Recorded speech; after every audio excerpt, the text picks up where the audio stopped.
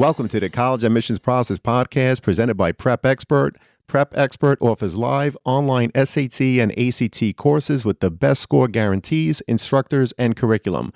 Go to prepexpert.com to guarantee your child's success. I'm also excited to share my book, Straight from the Admissions Office, a review of my biggest takeaways from the first few hundred podcast episodes. It's packed with direct insights from admissions professionals and practical tips to help students and their families navigate the college admissions process. You can find all of the information in the show notes. Welcome to The Cap, where we are here to speak with college reps and other professionals in the field of college admissions to help answer all your questions and guide you through every step of the process. So if you're serious about college admissions, you've come to the right place. Are you ready? Let's talk about it. And now, here's your host, Dr. John Durante. Welcome to The Cap, the College Admissions Process Podcast. I am your host, John Durante, and it gives me great pleasure to introduce to you today Emma from New York. Emma is part of a series where we're interviewing college students so that they can reflect back on their college journey and talk a little bit about all of the things that they've learned and what they would have done differently now that they finished at least 1 year of college. Emma, I can't thank you enough for being here today. How are you? I'm great. How are you? I'm doing great and even more happy that you're here to have this conversation with me. So Emma, let's start with a quick introduction about yourself. Tell the listeners where you're from and which high school you attended, where are you currently enrolled, and what year are you entering in college? I am from Long Island. I went to Oyster Bay High School. I go to the University of Pittsburgh, and I am currently going into my sophomore year.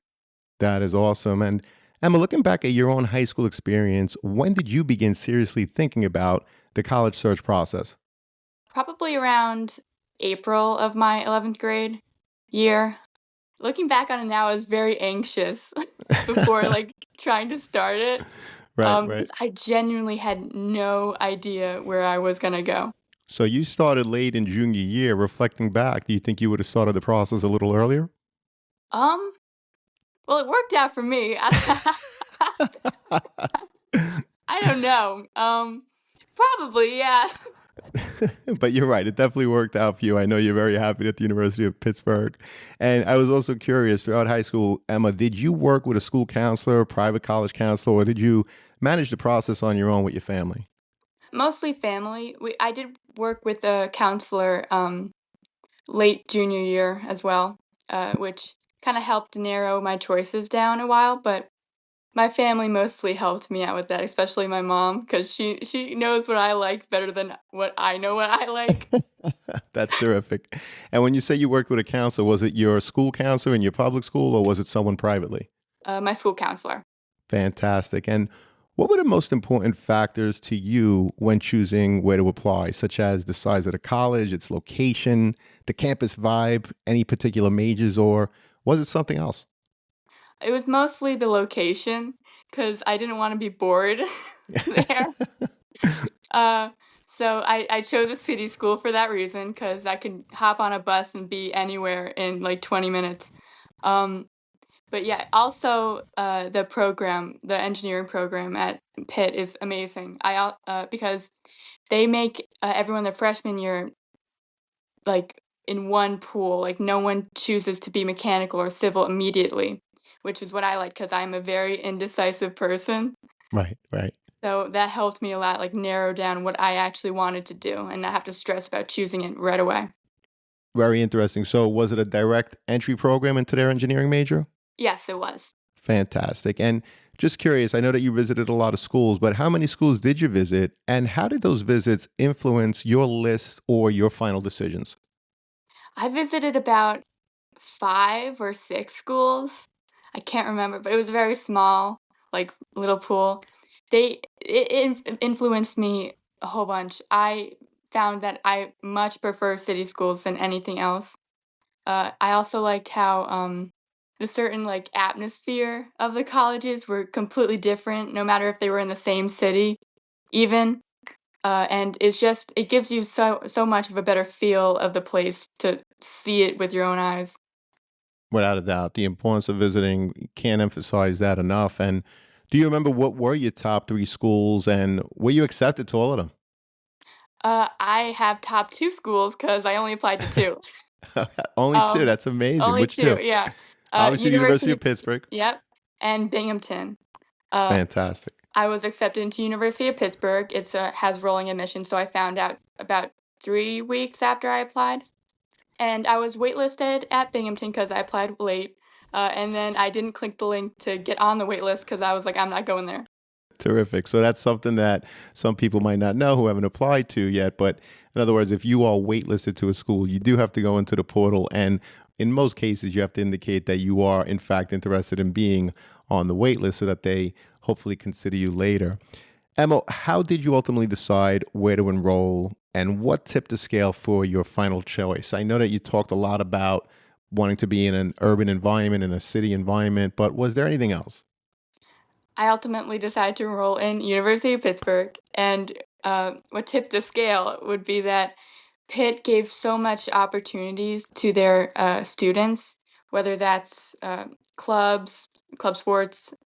There's an arts and crafts room where you could just do whatever you want free of charge. Even the food there is pretty good, which is saying a lot for like a university. That's definitely saying a lot, as a lot of people report that it's not necessarily that great. But I'm glad to hear that it's awesome at the University of Pittsburgh.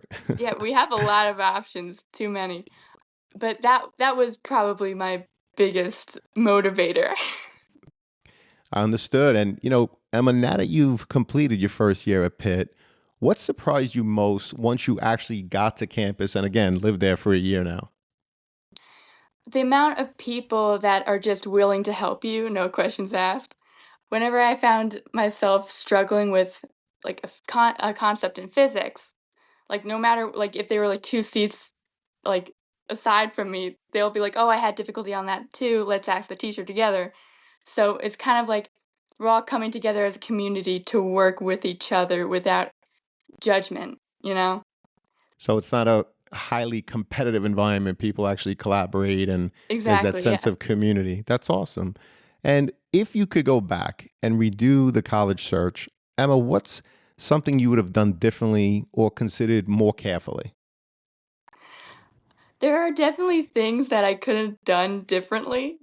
However, like no matter what you do, it always works out in the end. You always end up in a place that you're happy with because, you can always transfer out. But but usually, yeah, I'd say I'm content with everything I did because I ended up at the best place. That's awesome. And if there's a student that came to you now and asked for advice specifically about the University of Pittsburgh, what advice would you give that student? Be prepared for all the hills. There's there's surprisingly a lot of hills on campus. You can take a bus, but like some people don't want to wait for that. So just get your steps in, mentally prepare. That's awesome. And throughout your own college search, Emma, looking back, what's something you wish someone had told you during that process that you now understand a lot better? I know I said this before, but it all works out.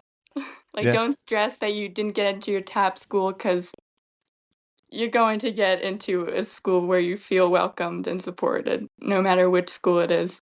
that's great. And I'm happy to hear that you are feeling so welcome and supported at the University of Pittsburgh. And this has been an awesome conversation. We really appreciate you sharing your time. Unfortunately, it does lead us to that last question, which is what's your biggest piece of advice for high school students and their families just beginning the college journey?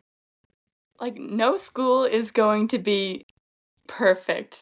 Like, each school would have, like, a better program or a better location. Just find a happy medium, and again, everything works out in the end. So do not stress if a school doesn't meet one expectation when it can meet all the others. That's great advice. Do not stress if a school doesn't meet one expectation, but it meets all the others. And obviously, you're so happy at the University of Pittsburgh, and we were thrilled to have you here to hear about your reflection, about your own journey, and life on campus after that first year. We wish you continued success, Emma. Thank you so much for being here. Yeah, of course. Fantastic. And to everyone out there, good luck with the college search. Take care, all, and best wishes. Thank you for joining us on this episode of the CAP, the College Admissions Process Podcast. We hope you enjoyed the show. If you did, please don't forget to tell a friend. And follow us on Facebook, Instagram, Twitter, and wherever you listen to your podcasts. I am your host, John Durante, and I look forward to seeing you on the next episode of The Cap. Thank you for listening to the College Admissions Process Podcast presented by Prep Expert. Prep Expert offers live online SAT and ACT courses with the best score guarantees, instructors, and curriculum. Go to prepexpert.com to guarantee your child's success.